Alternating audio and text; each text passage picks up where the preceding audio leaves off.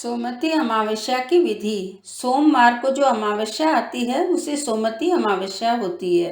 इस दिन पीपल, तुलसी की जल, मूली, रोली, चावल, चंदन, सिंदूर, फूल, प्रसाद, ब्लाउज, दक्षिणा से पूजा करते हैं। धूप दीप करते हैं। 108 फल या साग सब्जी कुछ भी पीपल को चढ़ाते हैं। कहानी सुनते हैं। 108 परिक्रमा देते हैं। 13 चीज सोमवती की करके संकल्प लेकर ब्राह्मण को दे देते हैं। सोमवती अमावस्या की कहानी। एक साहूकार का 7 बेटा, 7 बहू और एक बेटी थी। साहूकार के घर एक जोगी भिक्षा मांगना आतो। जोगी ने साहूकार की बहुआ भिक्षा देती तो वह ले लेतो। बेटी देती जद कोई कोनी लेतो और कहतो कि बाई है तो सुहागणी, पर बाई का भाग में दुहाग लिखियो है।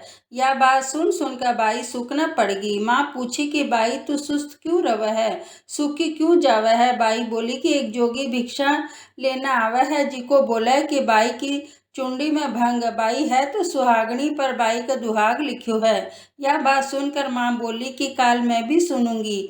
माँ लुक कर बैठ गई। जोगी भिक्षा लेना आयो। बाई भिक्षा देने लागी तो औरू वही बात बोलियो। इतनी बात सुनकर माँ निकल कर बाहर न आईयो। बोली कि जोगी, एक तो मैं थाने भिक्षा देवा हाँ, ऊपर से तू माना गाली देवा है। जोगी कहो कि मैं गाली कोनी देऊं, सच्ची बात बोलू हूँ। इको जो लिखियो है वही बात कहूँ हूँ। जद माँ बोली कि तने यो के बेरो की दुहाग लिखियो है, वाह बता कहिया टलगो। जोगी बोलो कि 7 समंदर पार एक सोना धोबन रवा है, जी की सोमवती अमावस्या कर है। अगर वह आकर आपको फल दे देवे तो टल सक है, नहीं तो ब्याह होगो तो होता ही बींद ने सर्प डस लेगो। यह बात सुनकर माँ बहुत रोने लगी। पीछे सोना धोबन का पास चाली तो रास्ता में बहुत धूप पड़ने लगी, तो एक पीपल का पेड़ के नीचे बैठ गई। पेड़ में गरुड़ पंख का बच्चा रवा था। जिका ने सर्प आकर डसने लागे तो साहूकारनी उन्हें मार कर ढाल कर नीचे दे दियो। गरुड़ पंख नहीं आया। सब देखकर साहूकारनी ने चोंच मारने लग गया। साहूकारनी बोली कि मैं तो थारा बच्चा ने जिवाया हूँ, मारने वालों तो बैरी ई ढाल का नीचे मर्यो पड़ो है। जना वे बोला कि तुम्हारा बच्चा जिवाया है सो कुछ मांग। साहूकारनी बोली कि पहले मने बाचा दे। या बोला कि बाचा सो बाचा, बाचा उका सो धोबी कुंड में कांकरी हूँ। जब साहूकारनी बोली कि मैंने 7 समुंदर पार सोना धोबड़ के घरा छोड़ा है। उठे जाकर साहूकारनी सोची कि इन्हें कहिया राजी करा। सोना धोबड़ का 7 बेटा, 7 बहुआ थी, जी की 7 बहुआ काम करने ताई रोज आपस में लड़ती और काम भी कोनी करती। रात में सब कोई सो जाता तो साहूकारनी सोना धोबड़ के जाती और घर को सारो काम करती। गोबर थापती, गाया ने नुहाती, घर धोती, रसोई करती, चौका बर्तन करती, पीसती, कपड़ा धोती, पानी भरती और एक दिन उगने से पहले ही चली जाती। बहुआ सोचती कि सारो काम कौन करे है, आपस में पूछी भी कोनी। एक दिन सोना धोबन बहुआ ने पूछी कि आजकल थे लड़ो भी कोनी, काम भी उठकर कर लो हो, सो कुणसी करे है। बहुआ बोली कि सासू जी, काम तो माने ही करनो पड़ा है, चाहे लड़का करा चाहे राजिश है, सो लड़ाई करने में से के फायदो। सोना धोबन सोची कि आज देखा कि कौन सी बहू काम करे है, और रात ने सोई कोनी तो देखा तो एक लुगाई आई और सारो काम कर कर जाने लागी। तो सोना धोबन पूछी कि भाई तू कौन है, तना मारी इसी के दरकार है, जिको तू इतनो काम कर है। वह बोली कि दरकार है जदी तो काम करूँ। सोना धोबन पूछी कि तने के चाहिए। साहूकारनी बोली कि पहले मना बाचा दे।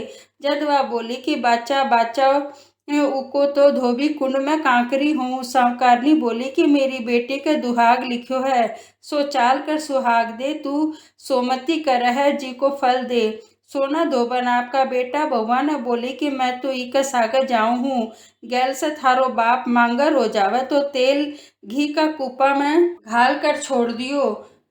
तीनों जना साहूकारनी का घर आगी। साहूकारनी बेटी को ब्याह मांडियो, बींद फेरा में बैठ गयो। सोना धोबन बीत के गोडा कने काचो करवा में काचो दूध और तात को तार लेकर बैठ गई। थोड़ी देर में सांप बींद ने डसना आ गयो। सोना धोबन करवो आगे देख कर तात ने बांध दियो, पर बींद डर के मारे मर गयो। जना सोना धोबन टीका में से रोली काढ़ी, मांग में से हिंगलू काढ़ो, कोया में से काजल काढ़ियो, नुआ में से मेहंदी काढ़ कर चिटली आंगली को छाटो दियो और बोली कि आज तक की जितनी भी सोमती करी है उना को फल साहूकार का बेटा न लागियो, और आगे न जो करूँगी वो मेरा धनी बेटा न लागियो। इतनो कहता ही बींद उठ कर बैठ गयो। सब कोई सोमती की जय जयकार बोलने लगा। सोना धोपन पाछी जाने लागी तो सावकारनी बोली कि तू मेरा जमाई ने जीवन दान दियो है, सो कुछ मांग ले। वह बोली कि मने तो कुछ कोनी चाहिए, खाली एक कुख सिलावे की हांडी दे दे। हांडी लेकर चाली। रास्ता में सोमती आई तो हांडी का 108 और 13 चकपहिया कर कर पीपल के नीचे कहानी कही। 108 फेरी दे और सारा चकपहिया पीपल के नीचे गाड़ कर घरा आगी। उठा देखा तो बिको धनी मांगर होयड़ो तेल घी का कूपा में पड़ो है। जद टीका में से रोली काढ़ी, मांग में से हिंगलू काढ़ो, कोया में से काजल काढ़ो, नुआ में से मेहंदी काढ़ कर चिटली आंगली को छाटो दियो और बोली कि जो रास्ता में सोमती करी हूँ ऊको फल मेरा धनी न लागियो। इतनो कहते ही धनी उठ कर बैठ गयो। घर को जोशी आयो तो बोलो कि हे जजमान, सोमती क्यों के कर्यो हो सो देव। सोना धोबन बोली कि मैंने तो सोमती रास्ता में आई थी, सो मैं तो कुछ भी कोनी कर्यो, सो वो कर्यो है सो पीपल के नीचे ही गाड़ दियो। जोशी जाकर खोद कर देखा तो 108 और 13 सोना का चक्कर हो रहा है।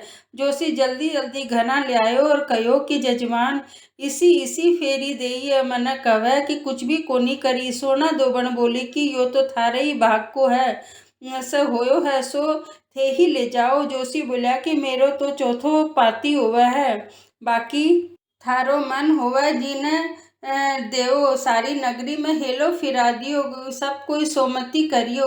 हे सोमती अमावस, जी को सावकार की बेटी ने सुहाग दियो, जिसो सबने दियो। कहता न सुनता न होंकारा भरता न, अपना सारा परिवार ने दियो, माने भी दियो।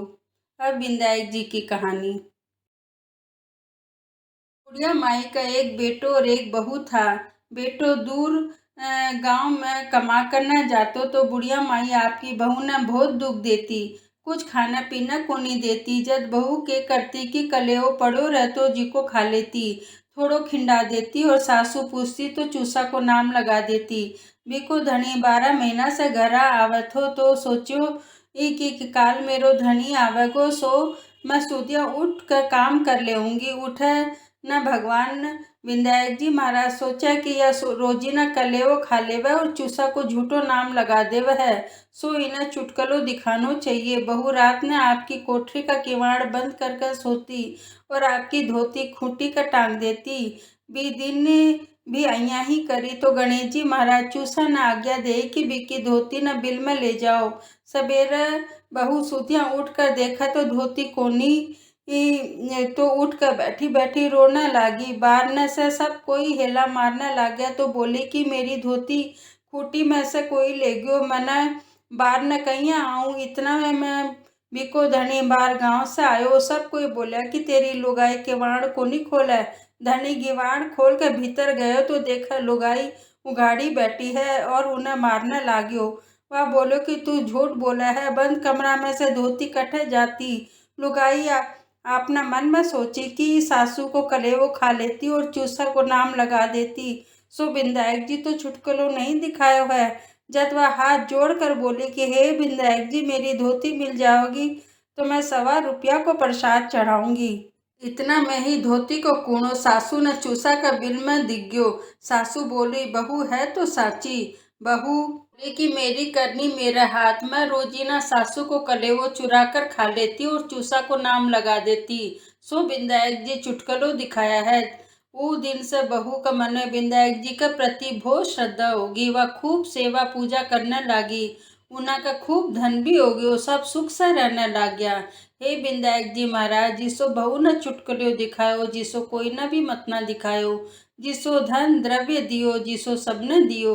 कहता न सुनता न होंकारा भरता न, अपना सारा परिवार न दियो, माने भी दियो।